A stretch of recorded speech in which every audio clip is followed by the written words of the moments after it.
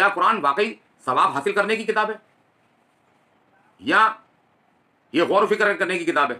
کیونکہ قرآن تو اپنے لیے یہ فرما رہا ہے، یہ سورہ سعد 38 نمبر کی صورت اور 29 نمبر کی آیت میں اللہ فرماتا ہے یہ بابرکت کتاب ہم نے اس لیے نازل فرمائی ہے لوگ اس کی آیتوں پر غور کریں.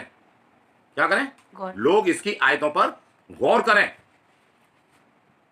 اس لیے یہ لفظ کو سمجھ لینا، اس لیے نازل کی ہے کہ لوگ اس کی آیتوں پر غور کریں اور عقل مند لوگ نصیحت حاصل کریں. جو سوچ اور سمجھ رکھتے ہیں وہ کیا کریں؟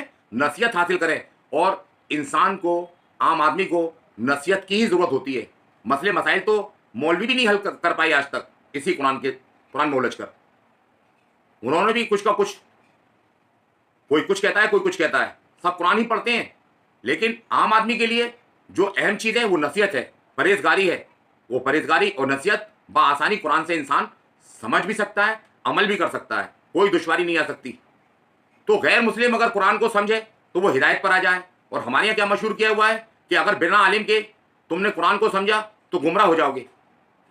جبکہ سب کو معلوم ہے، ہر آدمی جانتا ہے کہ دنیا کے اندر اور خاص کر کے امریکہ میں سب سے زیادہ تیزی سے پھیلنے والا مذہب اسلام ہے.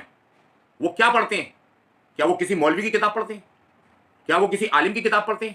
نہیں، وہ قرآن کو سمجھتے ہیں، اپنی اپنی زبان میں سمجھتے ہیں اور بنا عالم کے سمجھتے ہیں. وہ چپ کے اپنے گھر میں دبک دبک کے پڑھتے ہیں. عالم کہاں سمجھائے گا؟ لیکن قرآن ایک ایسا علم ہے جو وہ خود بخود اس کے ذہن میں آتا ہے، وہ اسلام کو سمجھتا ہے، پہچانتا ہے اور وہ اسلام کو قبول کرنے پر مجبور ہو جاتا ہے.